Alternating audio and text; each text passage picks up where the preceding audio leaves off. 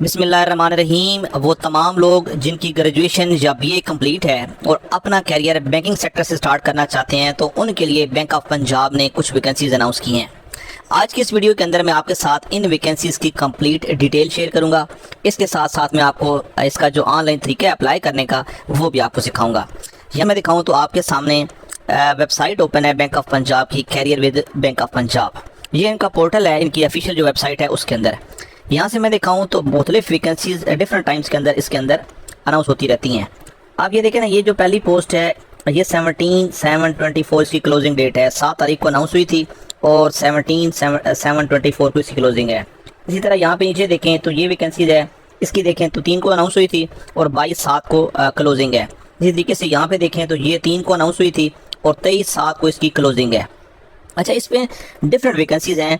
आप अपने हिसाब से जो वैकेंसी आपको सूट करती है या जिस क्राइटेरिया पे आप फॉल करते हैं उस हिसाब से आप इन वैकेंसीज के लिए अप्लाई कर सकते हैं।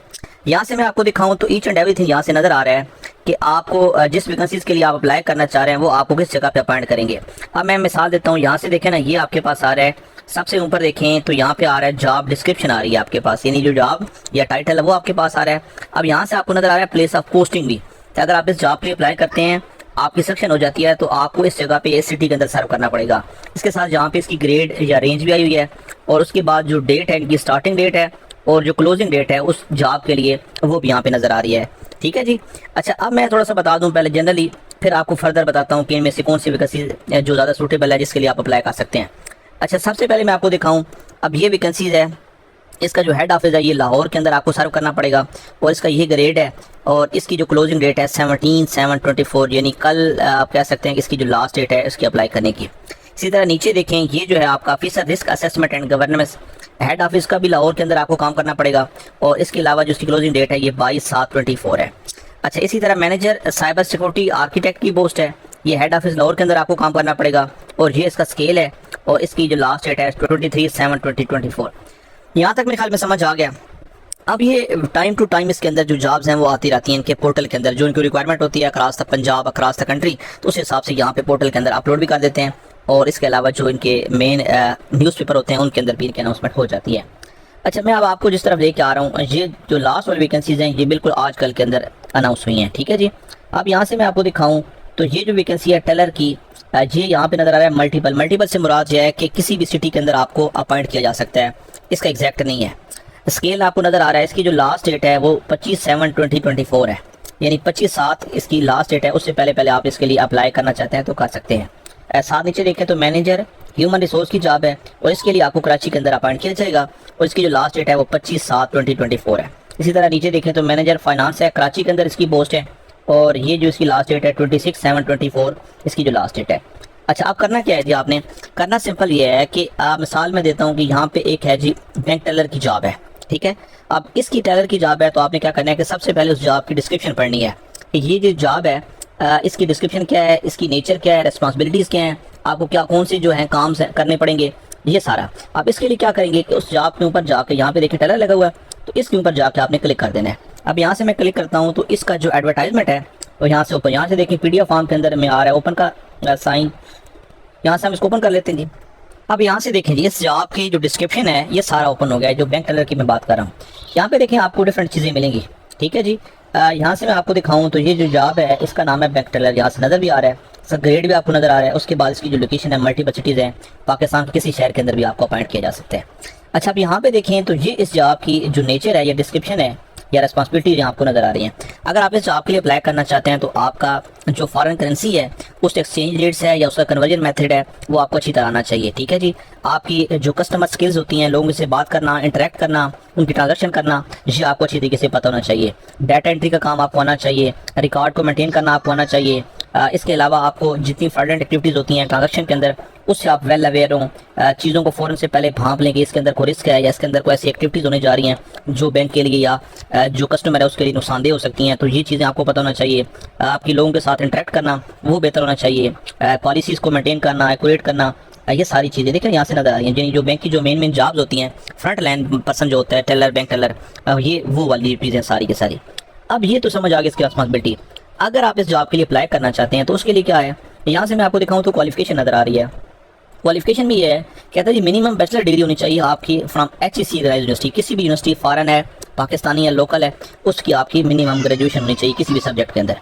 अच्छा आगे मैं आपको दिखाऊं तो इसके लिए एक्सपीरियंस क्या मांगा है इन्होंने, यहाँ से नजर आ रहा है। कहता है जी अगर आपका 2 साल का एक्सपीरियंस है रेलेवेंट फील्ड के अंदर, यानी जो बैंक टेलर है इसकी जॉब के अंदर, तो preference will be given to the candidates having cash handling experience and foreign exchange companies. तो आपका अगर एक्सपीरियंस 2 साल का है और आप जो है फॉरेन एक्सचेंज कंपनीज के साथ आपका इंटरेक्ट है या उनके साथ आपका जो कैश हैंडलिंग है वो अगर आप बेहतर तरीके से कर सकते हैं तो आपको इस जॉब के लिए प्रेफर किया जाएगा। ठीक हो गया जी।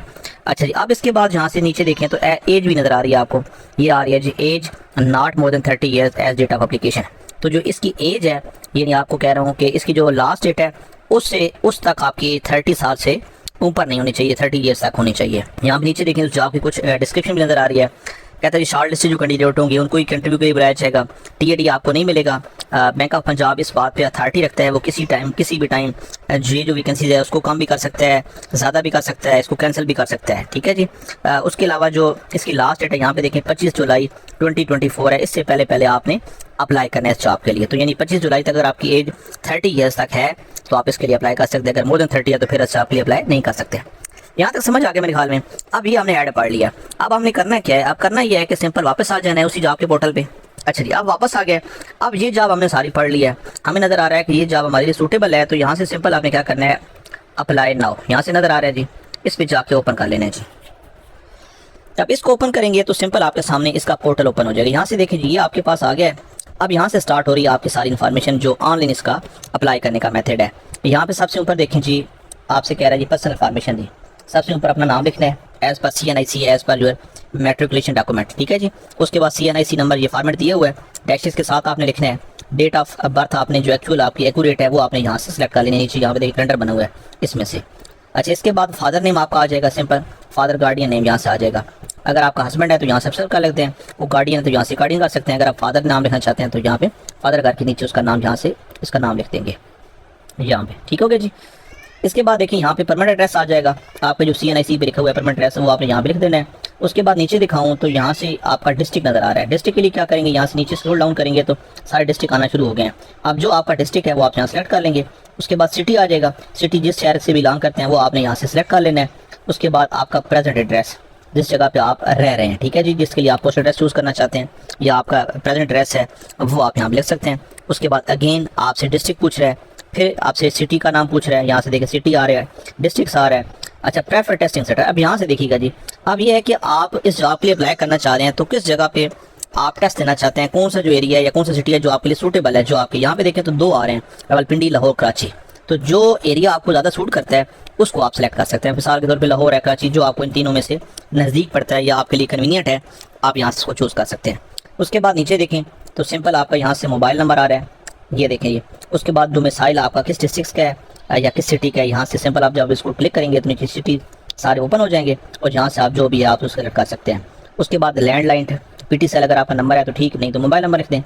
ईमेल एड्रेस आपने एक्टिव ईमेल एड्रेस वो लिख देना है। यहाँ पे मैटर स्टेटस है, मैटर स्टेटस में क्या है कि आपने सिंगल है, मैरिड हैं, जो भी हैं, यहाँ से सिंपल आप नीचे स्क्रॉल डाउन करेंगे तो नीचे आपको स्टेटस दे देगा। यहाँ से सेपरेटेड है, मैरिड, डाइवोर्स, सेपरेटेड, विडो, ये सारी कंडीशन हैं, इनमें से कोई जो भी आप शूट कर सकते हैं। जेंडर मेल फीमेल हो जाएगा। रिलीजन आपका कौन सा, इस्लाम है, हिंदुज़म है, बुद्धिज़्म है, जो भी है यहाँ से आप सेलेक्ट कर लेंगे। डिसेबिलिटी स्टेटस, ठीक है जी। डिसेबिलिटी ये है कि अगर आप पैरालाइज्ड हैं या अपाज हैं या माजूर हैं तो इसमें से शूट कर सकते हैं। यहाँ से मैं ओपन करूँ, अगर आप वेल फिट हैं, फिजिकली फिट ऐसे कर देंगे। डिसेबल है तो यहाँ पे डिसेबल कर देंगे। यहाँ से मैं अगर डिसेबल करता हूँ तो हो सकता है कि फिर आप आगे फर्दर जाके पूछे कौन सी डिसेबिलिटी है। यहाँ से देखें, यहाँ से दोबारा ओपन कर रहे हैं, यहाँ से डिसेबल किया तो यहाँ से देखें ना नीचे इन्होंने डिसेबिलिटी नेचर पूछ लिया है कि अगर आप डिसेबल हैं तो कौन सी डिसेबिलिटी आपके अंदर है। ठीक है जी, यहाँ से मैं फिट कर देता हूँ तो ये यहाँ से नीचे गायब हो जाएगा इसका। अच्छा जी, इसके बाद आपको मैं आगे दिखाऊँ तो सिंपल आपने क्या करना है, यहाँ से यहाँ पे जो चीज़ें यहाँ पे नज़र लिखा हुआ है नोट पे, सारी जो चीज़ें आपने वैलिड आपने सारी के सारी CNIC address each and everything आपने वैलिड कर देना है। उसके बाद यहाँ से नेक्स्ट कर देना है। फिर आगे जाके सिंपल आपका एकेडमिकली पूछेगा चीज़ें, आपका फोटो है वो वायरल लेगा। उसके बाद इस तरीके से जो आपकी एप्लीकेशन है यहाँ से सबमिट हो जाएगी। ठीक हो गया जी। अच्छा, तो इस तरीके से ना आप बाकी जितनी भी यहाँ पे जॉब्स आई हुई हैं उन तमाम जॉब्स के लिए यहाँ से इजीली अप्लाई कर सकते हैं। अलावा भी अगर आपका क्वेश्चन है तो आप कमेंट सेक्शन के अंदर पूछ सकते हैं। तो उम्मीद है हमारी जो आज की वीडियो है आपको पसंद आई होगी। इस तरह की मज़ीद इन्फॉर्मेटिव वीडियो देखने के लिए हमारे चैनल को सब्सक्राइब करना ना भूलिएगा। अल्लाह हाफ़िज़।